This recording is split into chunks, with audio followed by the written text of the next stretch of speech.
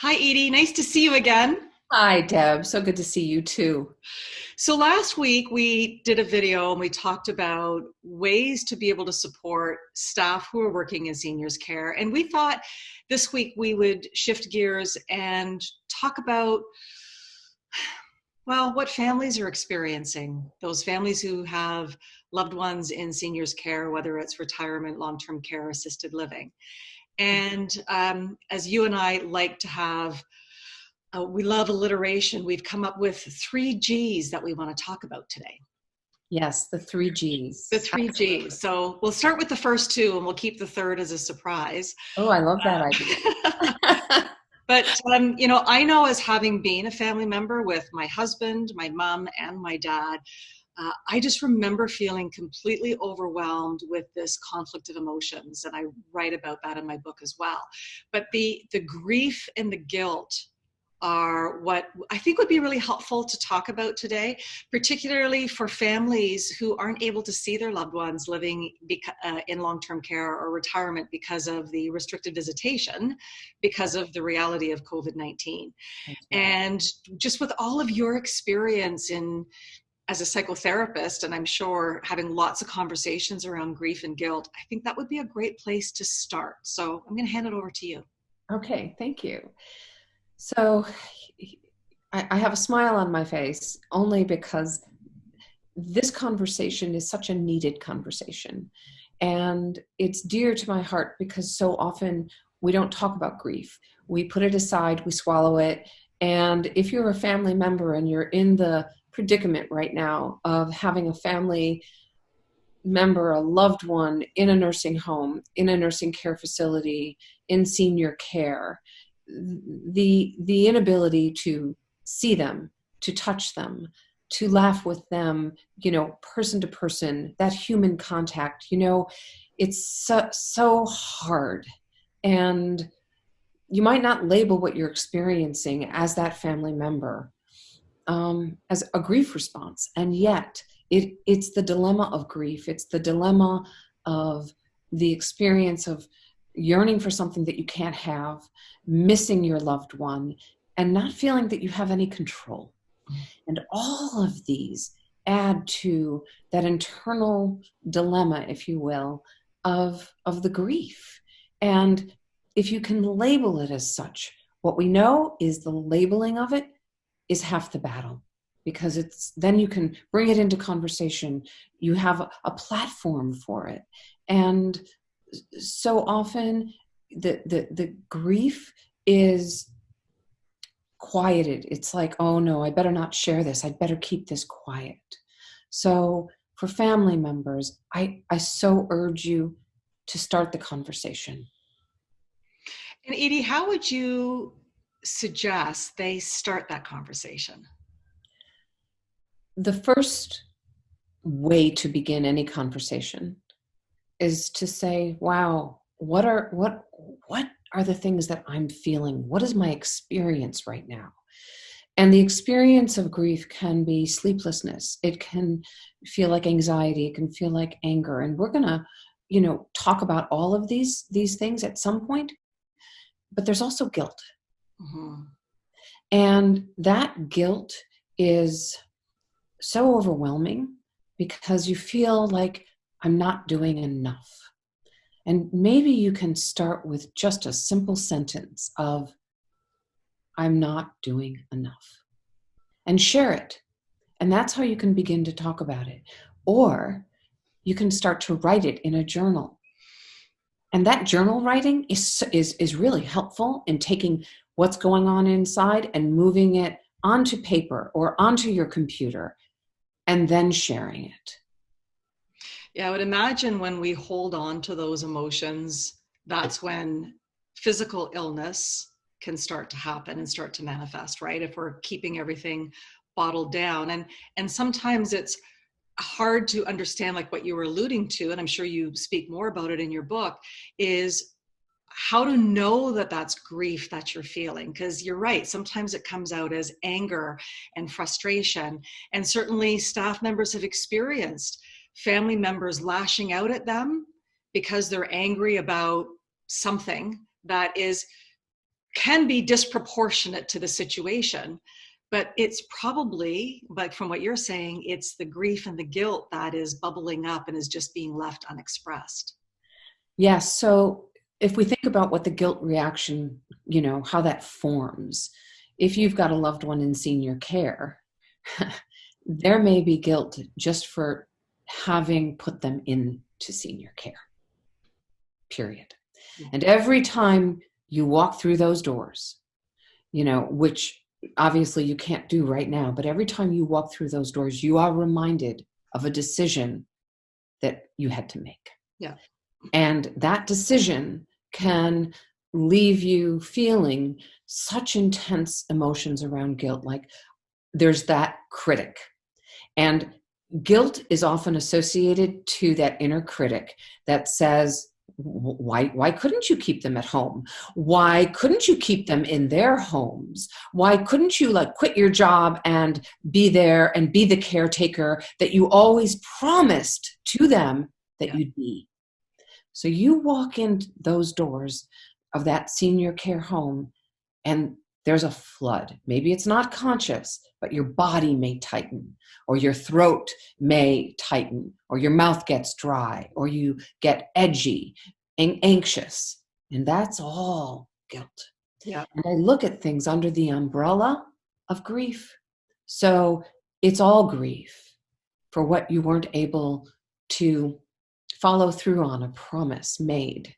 I have a great quote that I'd love to share with you, and we've been talking about quotes. And this one is actually from a gentleman. His name is Louis B. Smeads. And he wrote, "The difference between guilt and shame is very clear in theory. We feel guilt for what we do. We feel shame for what we are." Wow.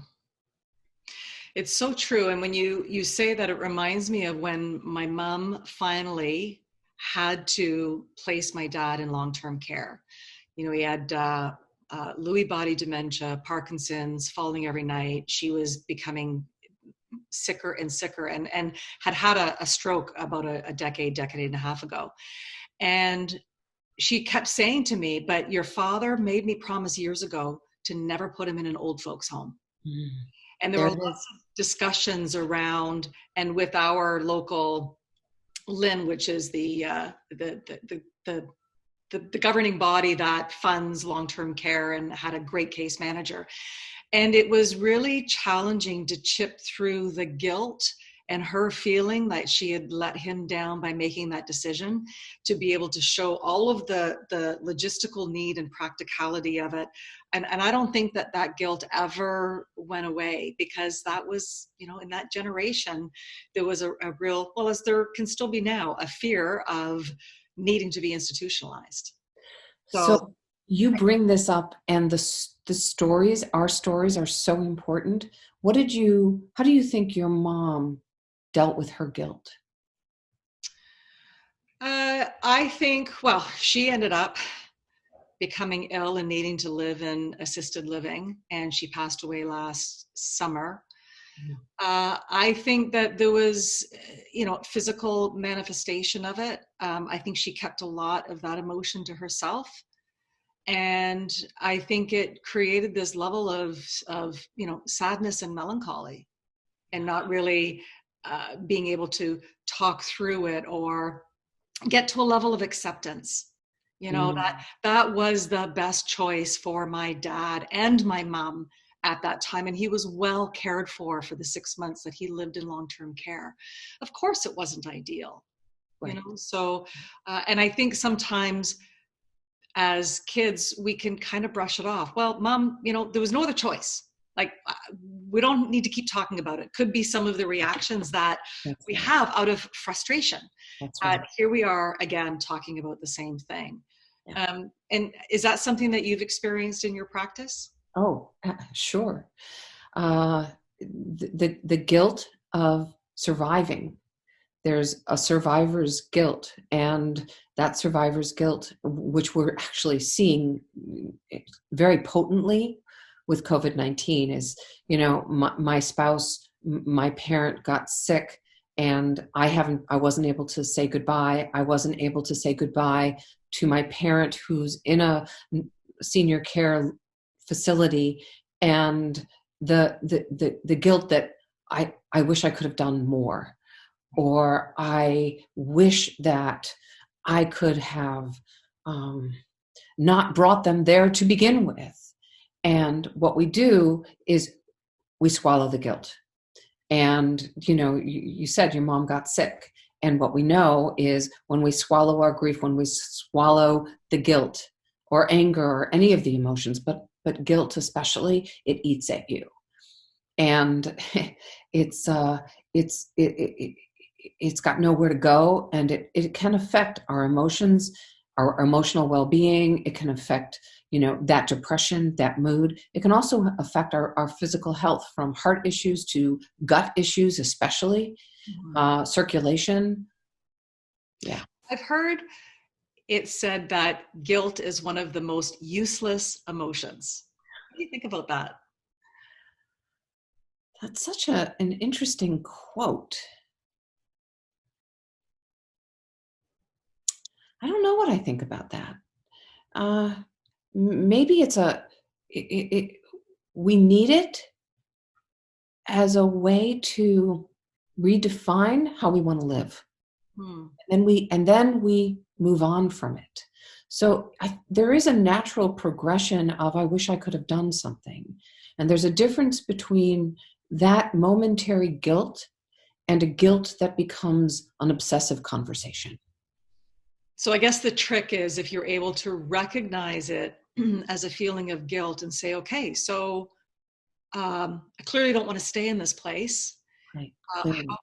How can I leverage this feeling and this emotion to be able to shift my focus, to be able to try to make something good out of a negative emotion, perhaps? And yes, and actually in my book, It's Grief, I talk about how grief offers gifts. And we might not know what those gifts are, but maybe it's that you are able to get rid of your guilt, or you're able to put it in a place that it doesn't eat at you anymore. Maybe it's forming new relationships. Maybe it's learning how to be vulnerable with what is going on within your soul, within your psyche. So there are gifts within grief, and families can come together and get closer because they've lost a loved one, or because they don't know what to do with their loved one being in a senior care facility, and they can't contact them, or they can't reach them, or they can't see them and touch them. And so families are gathering and from all over the country, and they're on Zoom and they're talking to their loved one. And so what is this grief doing?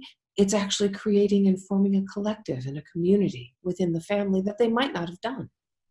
I shared a video on my Facebook that I saw where there was families that they formed, they are all in their cars, and they did a drive-by of the nursing home to wave at the residents.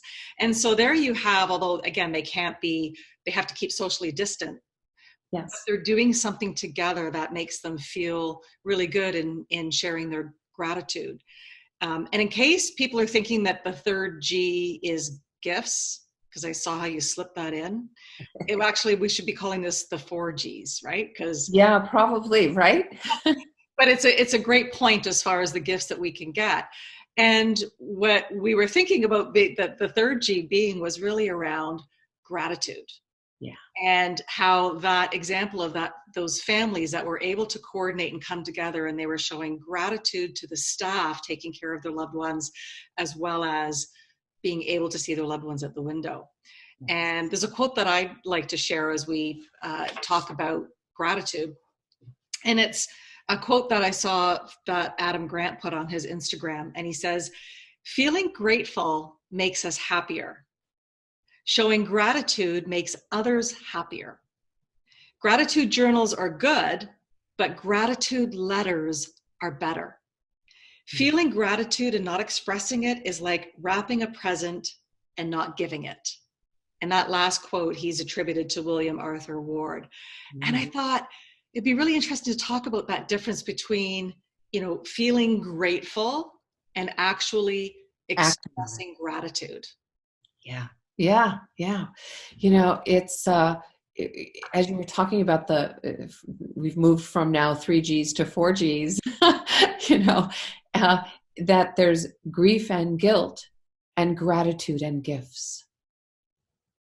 And that when you give the gratitude, when you are active in the gratitude, not just saying I'm going to have gratitude, I'm going to be thankful, but you act on it. It is the action of it that creates the gift, because our bodies feel it and our bodies remember. And so they did an action. They got into their cars and they did drive-bys. They're never going to forget that. They could talk about a drive-by. Chances are they would forget about it.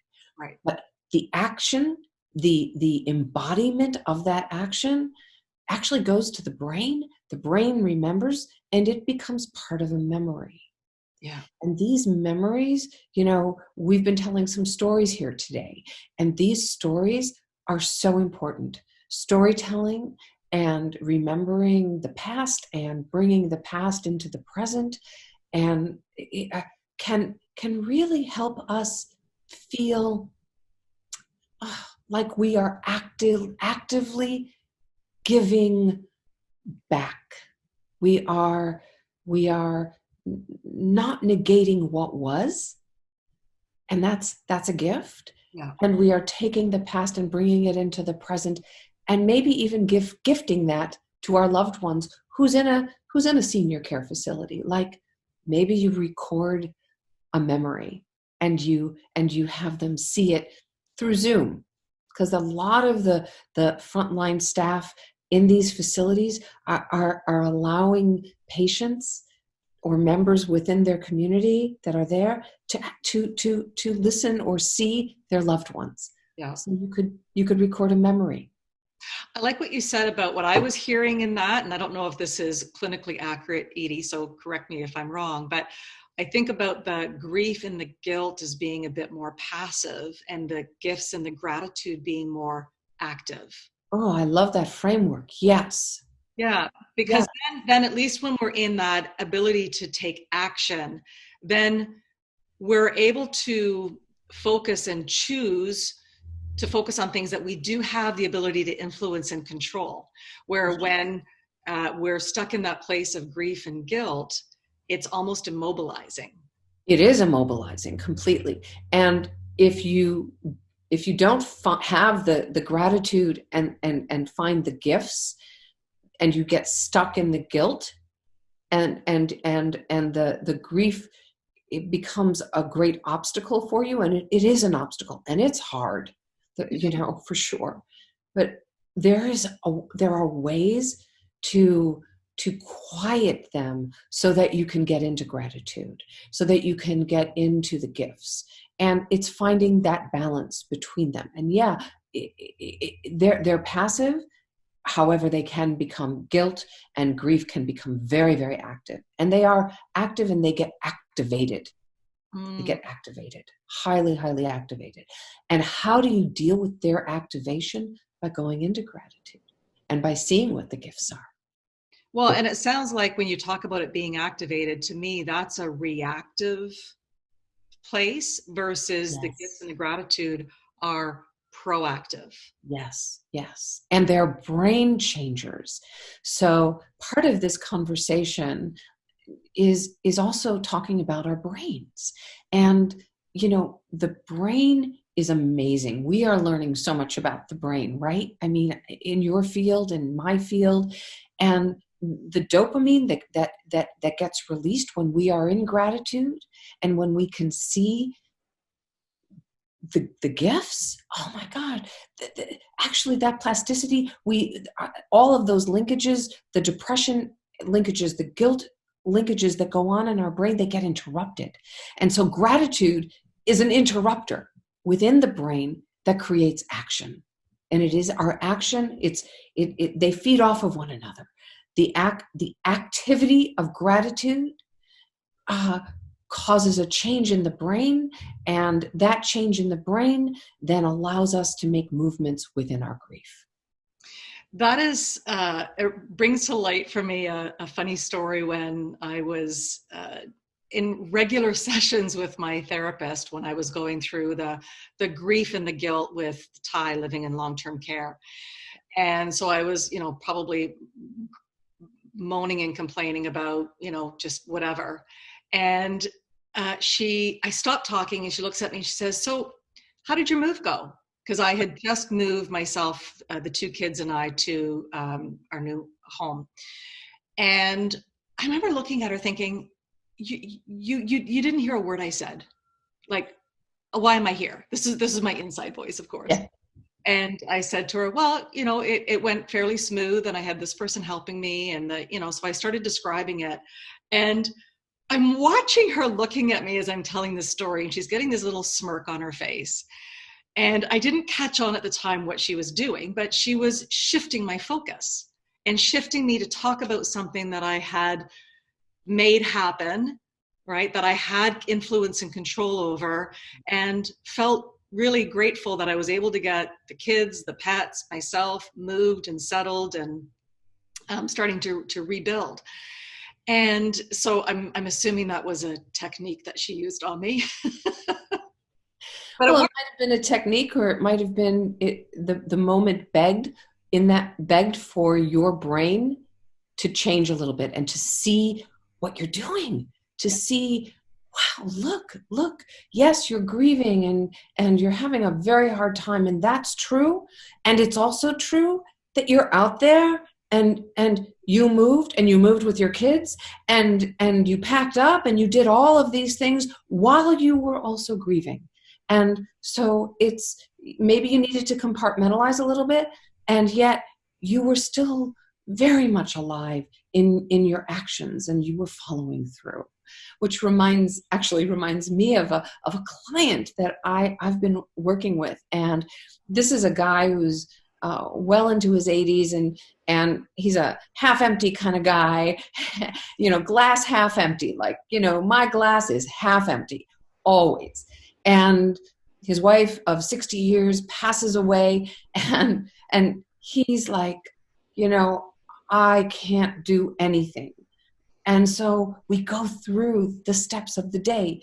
Did you sleep last night? Yeah. Did you have breakfast? Yeah. Did you go to work?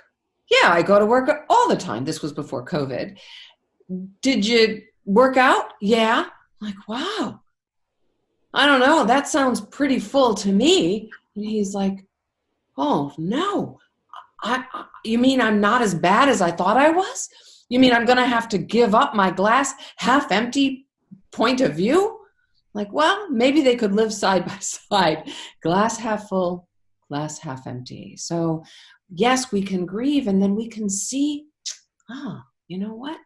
I don't have to show my love by not realizing how well I'm doing. no. I love what I heard was, I just saw a big ampersand, that that you can have the grief and the guilt and also appreciate the fullness of the life that you're having and that they can coexist. And ideally you want to be focusing more on the this or that. That's right. But there is an ability to coexist and perhaps adjust the volume that you are hearing and the temperature that you're feeling with all of those different emotions. So true. And there's something that you just did that's really important. And it ties into the question you asked. So, like, what do you do with the guilt? And what do you do with the grief? You actively listened. And then you reframed what I said. And if you have a partner who is in full out grief and guilt, you can reframe, or you can ask a question. And just by listening, you're helping them. That's helpful. Well, I am so grateful, first of all, that we met a year ago. Oh, and yeah. have established this connection and this friendship. And I'm really grateful that you're so generous, which would be our fifth G, I suppose. So generous to be sharing your wisdom and knowledge with the people that I'm working to serve during this challenging time. And I hope we can continue these conversations and share them. I hope so too. And yes, I'm so glad that our paths crossed a year ago. And we never know the gifts we'll find because of a choice to grow. Exactly. Love that. That's a quotable. That's a quotable. Right. Talk to Okay. you soon, Edie. Talk to you soon. Bye.